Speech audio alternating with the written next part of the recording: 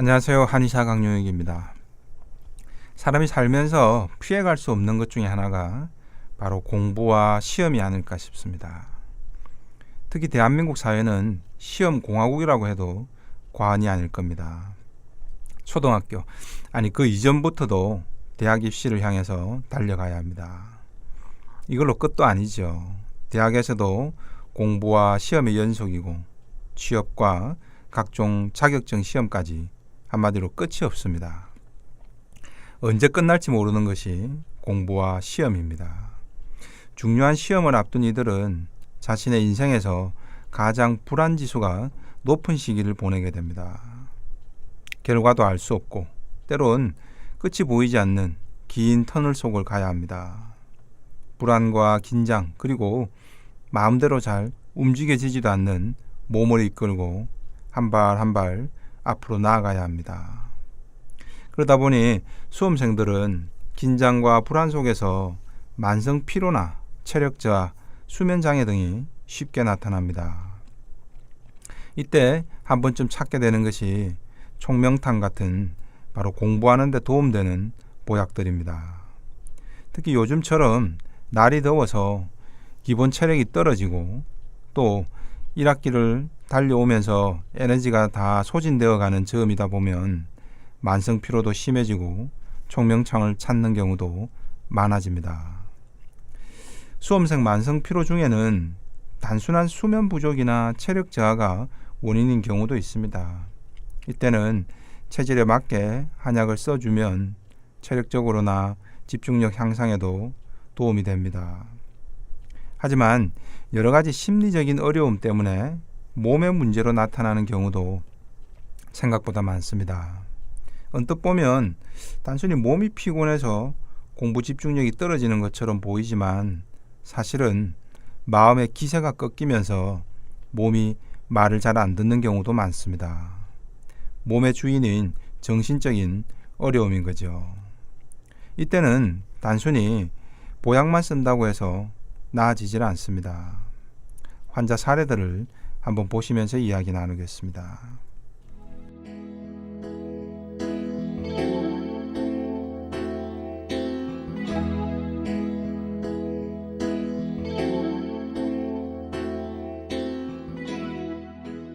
만성 피로 때문에 내원한 여고생 A양입니다. 갈수록 점점 더 체력이 떨어져서 요즘은 밤 10시만 되면 졸려서 집중이 잘 안 됩니다. 그렇다고 공부를 안 하려고 하는 스타일도 아닙니다. 엄마는 새벽 2시까지도 잠시도 책상에서 벗어나질 않고 열심히 하려고 하는데 체력이 안 되는지 성적은 오히려 점점 떨어지고 있다고 걱정을 합니다. 요즘은 자꾸 힘들다, 피곤하다 이런 말을 입에 달고 살고 또 두통 때문에 진통제를 먹는 빈도도 잦아지고 있습니다. 그리고 밤만 되면 자꾸 출출하다며 야식을 찾다 보니까 체중이 계속 늘어납니다. 엄마는 아이가 공부는 열심히 하려고 하는데 집중력이 떨어져서 그러니 공부 잘하는 총명탕 같은 걸 좀 먹였으면 합니다. 이 모든 현상이 단순히 체력 문제라는 시각이죠. 하지만 새벽 2시까지 공부를 열심히 하는데도 성적이 자꾸 뒷걸음질 친다면 이게 단순히 체력 문제일지는 한번 살펴봐야 합니다. 근데 A양의 어려움은 다른 데 있었습니다. A양은 태어민 중에서도 자기 생각이나 감정을 표현하기보다는 주변에 맞추려는 기질이 유독 강했습니다.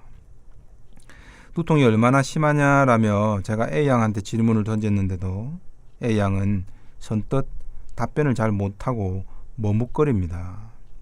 잠시 고민하더니 자신 없는 목소리로 조금이요 라고 말합니다. 그러자 곁에 있던 엄마가 아니지 일주일에 한 번은 아파서 약 먹었잖아 라고 말합니다. 그때서야 A양은 네 일주일에 한 번 정도 라면서 엄마의 의견에 그냥 동조해버립니다. 태어민 아이들 중에는 이처럼 부모가 원하는 방향에 자기 생각은 없이 그냥 맞춰주는 것으로 넘어가 버리는 성격적 태도를 가진 경우가 있습니다. 자기 생각과 부모의 생각이 충돌할까봐 미리 회피함으로써 부모의 지지와 보호를 확보하는 일종의 그런 삶의 방식을 선택해 온 겁니다. 겉으로는 모범적이고 순종적입니다.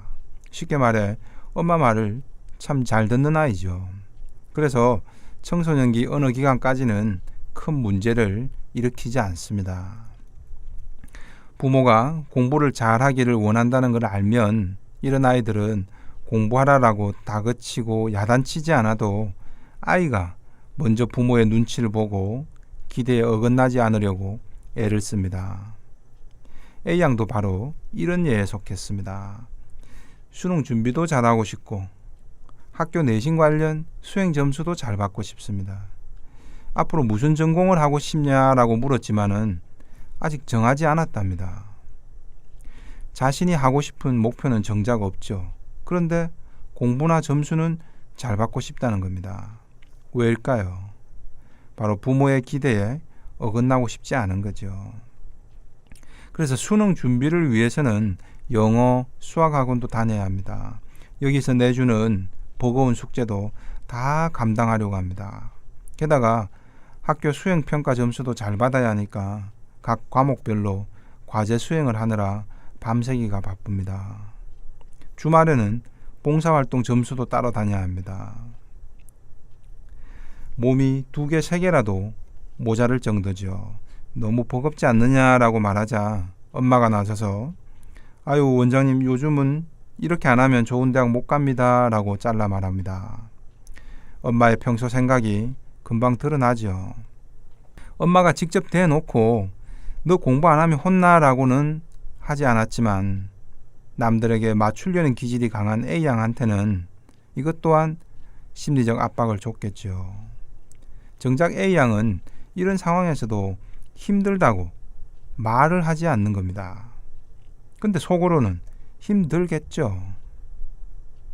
그러니 그 힘든 모습이 무기력증과 피로, 집중력자, 두통, 폭식 등의 변형된 신체 언어로 우회적으로 표현되고 있는 겁니다. A양은 지금 온몸으로 엄마 나 지금 너무 힘들어 죽겠어요 라고 말하고 있는 겁니다.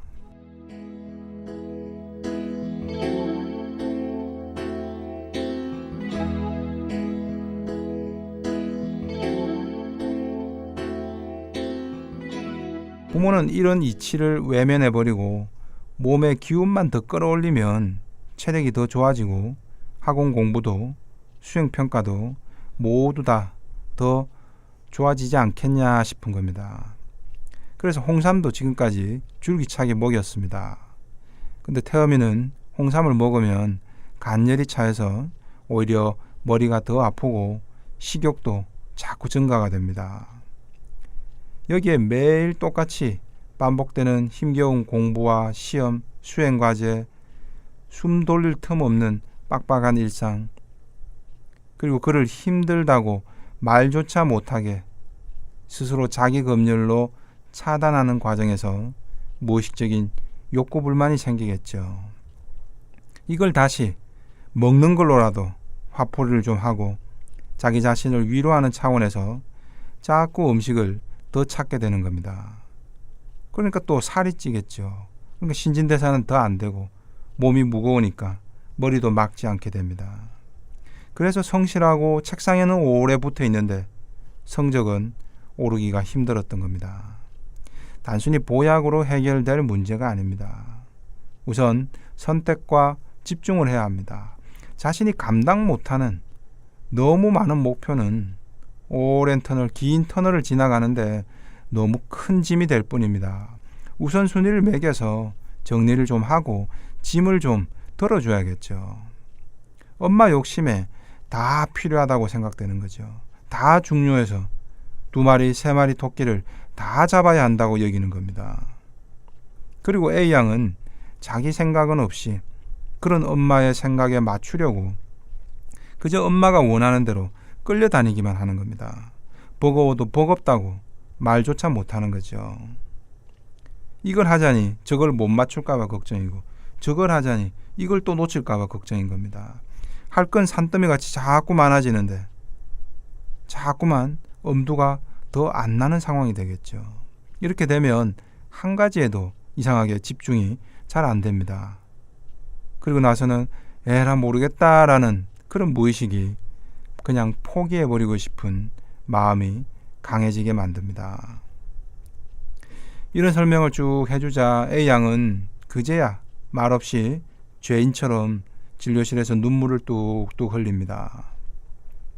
엄마는 그냥 체력 보강이나 하려고 보약이나 지으러 왔는데 문제의 본질이 이런 건가 싶어서 뒤통수를 한 방 맞은 듯한 표정입니다. A양 같은 태음인에겐 홍삼, 인삼 같은 보약은 독이나 마찬가지입니다.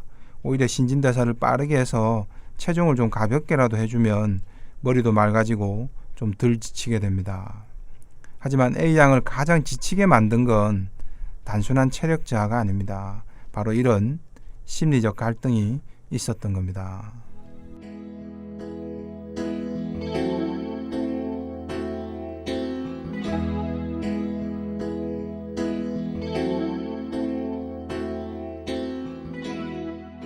다음은 중학생 B군입니다.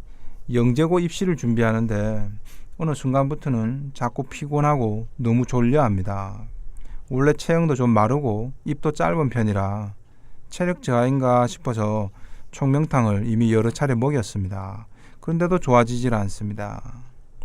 그러더니 학원에 지각하고 결석하는 일이 많아졌다고 합니다.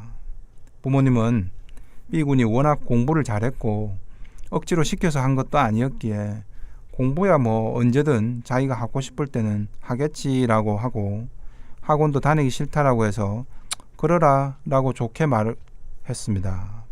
그랬더니 이제는 점점 밤에 잠을 안 자려고 합니다. 새벽까지 게임만 하고 아침에는 못 일어납니다. 학교에도 지각을 하죠.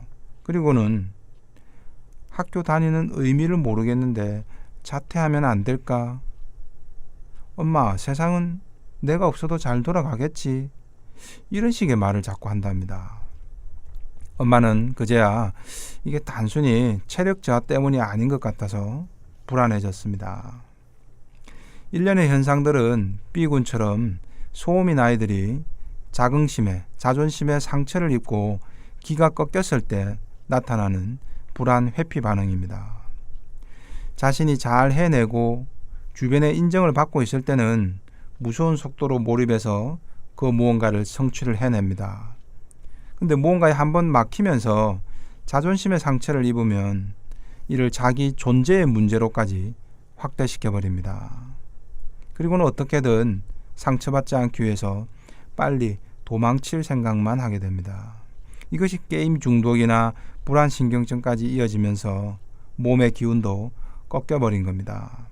이런 심리적 문제를 놔둔 채 총명탕만 먹인다고 집중력이 좋아질 수 없었던 거죠. B군은 수학, 과학, 올림피아드에서 수상을 할 만큼 탁월한 성과를 보였습니다. 그래서 늘 주변에서 인정받아 왔죠.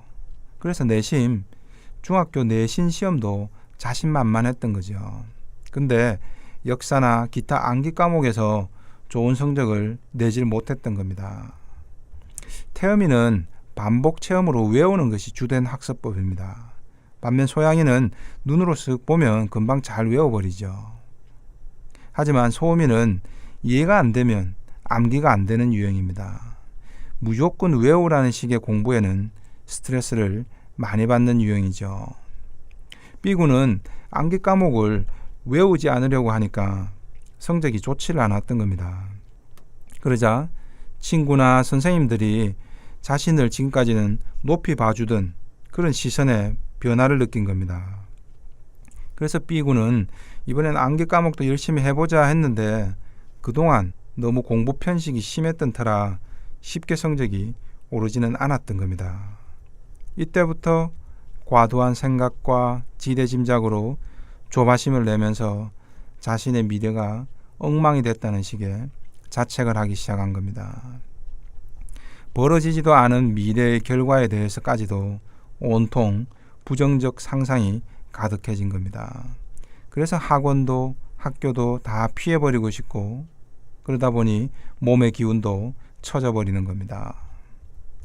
이처럼 소음인은 자신만의 사고가 강해서 객관적 상황 인식은 떨어질 때가 많습니다.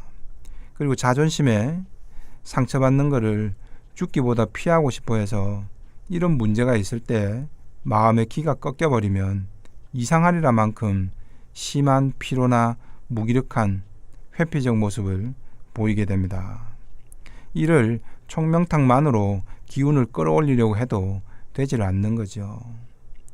이는 중고등학생들만의 문제도 아닙니다. 대학생이나 성인들이 각종 시험 공부를 할 때도 마찬가지입니다. 너무 피곤하다 말하지만 사실은 몸 자체보다 마음의 문제가 함께 있는 경우가 많습니다.